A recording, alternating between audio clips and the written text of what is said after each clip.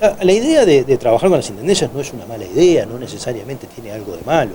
El tema es que todas esas cosas son un proceso que requiere capacidades, ¿no? Y que requiere voluntades políticas e inversión, ¿no? O sea, atrás de los equipos del MIDES y de la estructura territorial del MIDES hubo años de acumulación de capacidades, de técnicos, ¿no? De experiencia en sistemas de información, en relevamientos en hogares. O sea, hay un montón de cosas que hay que tener el cuidado debido de conservarlo cuando uno lo pasa de una institución a la otra, que no está preparada para hacer eso y que no se va a preparar de un día para el otro. Acá hay hubo yo creo que una cierta liviandad en pensar estas cosas, ¿no? Y pensarlo desde esta perspectiva política, ¿no? Se venían las elecciones municipales, entonces pasamos los programas que actúan a nivel nacional a las intendencias y eso me parece que se miró más desde el punto de vista de la renta política que desde el punto de vista del funcionamiento real de los programas, ¿no? O sea, los programas requieren un proceso de maduración, de organizaciones de la sociedad civil que también fueron muy maltratadas en todo este tiempo a partir de unas puestas en escena sobre asuntos que en la enorme mayoría de los casos no eran reales, ¿verdad? Y que, bueno, a través de todo eso se cuestionó todo un modelo de políticas para justificar esta otra mudanza. Pero esta mudanza ni se hizo ni funciona y nadie puede ver que estén las capacidades. Entonces, quizás haya intendencias del país que tengan capacidades para gestionar estas cosas y lo hagan bien. Lo que sabemos, lo que hemos trabajado en esto, que hay muchas que no. Y no estoy poniendo a San José en ninguna de las dos bolsas, pero lo que digo es esto de que tomo un programa de un día para el otro que tiene un montón de complejidades y lo paso para ahí, bueno, nos parece propio de no conocer mucho el asunto y no atender, porque ya hay una cosa que el MIDES tiene y que ha construido en este tiempo, es un montón de equipos técnicos que de hecho están asesorando continuamente a las actuales autoridades de una enorme seriedad, que no son militantes del Frente Amplio, ¿no? Son gente profesionales, egresados, con posgrados, con mucha experiencia en trabajo en políticas públicas, y que tienen opinión sobre estas cosas y que debería ser tenida en cuenta para todo, no solamente cuando conviene para poder aplicar un discurso o alguna cosa por el estilo. ¿Qué opinión tenés de, cómo fue el abordaje de la pandemia? ¿Cómo tú lo habrías hecho? En su momento se manejó también el hecho, de una partida fija para todos, no esa de los 1.200 pesos, sino algo que sea más significativo. A ver, el Uruguay tiene una red de políticas focalizadas muy importante, con una cobertura que prácticamente llega al primer 20% de la población que está en los registros informáticos del Estado.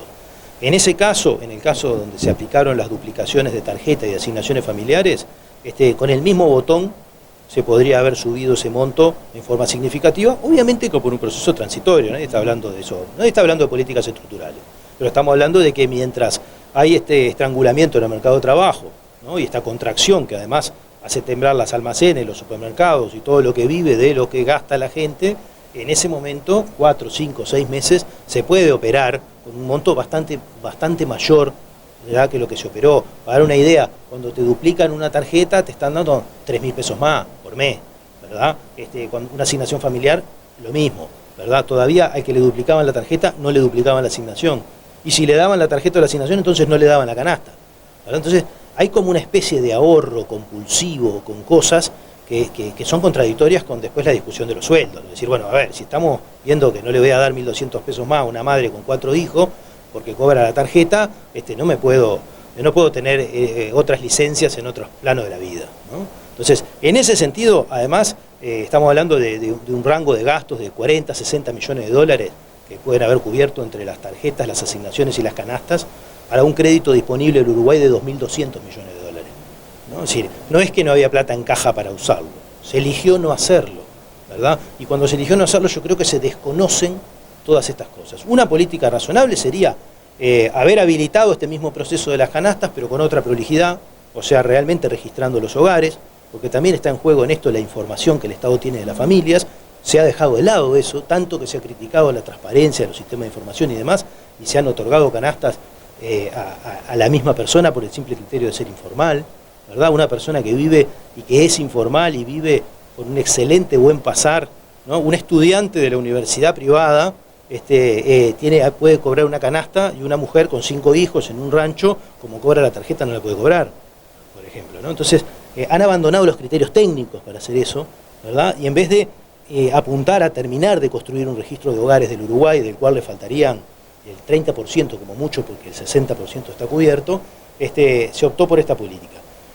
Lo correcto hubiera sido ir hacia una transferencia de emergencia sustantivamente mayor y a término enfocada en hogar y no en persona, ¿verdad? Para que no cobren 5 personas en el mismo hogar, ¿verdad? Enfocada en los hogares y no en las personas, que incluso fuera decayendo a medida que la economía va repuntando, que el empleo por lo menos.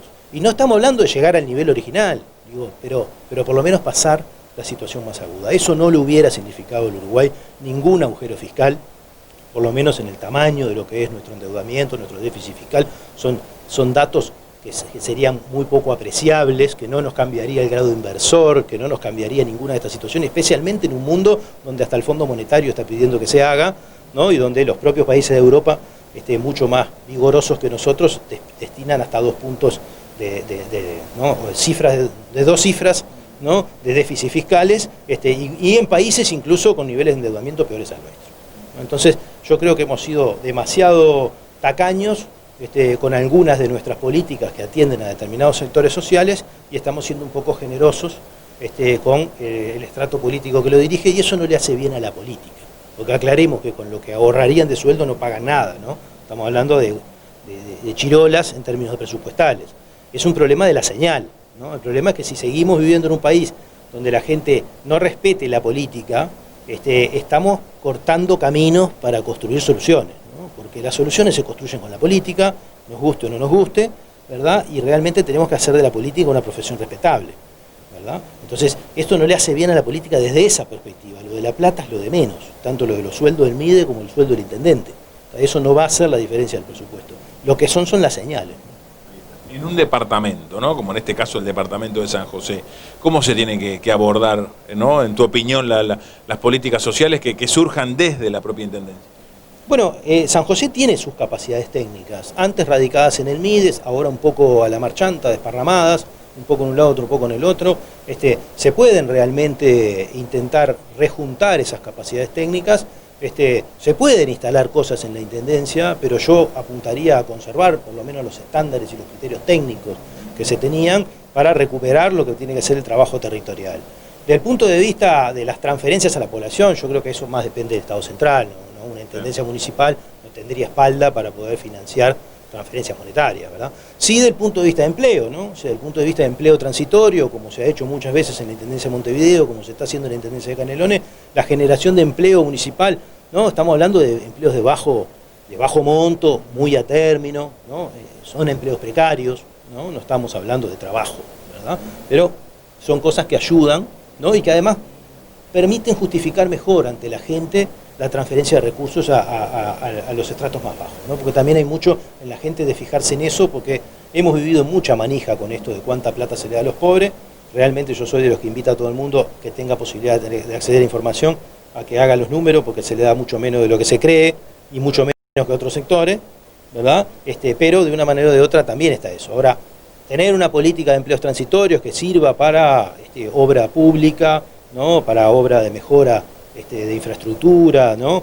Como es Uruguay Trabaja, ¿verdad? Yo creo que hay que acelerar la implementación de ese tipo de programas con contrapartes municipales fuertes, ¿verdad? Recuperar las capacidades técnicas y volver a visitar a las familias, ¿no? Porque también se está hablando de dejar de hacer las visitas del MIDES, también se está hablando de un conjunto de cosas que todas son distancia del Estado respecto a los más desprotegidos. Y todas esas cosas, bueno, a veces hay que abordarlas de lo municipal, yo creo que lo ideal es de lo nacional, pero bueno, una conjunción de las dos no vendría mal.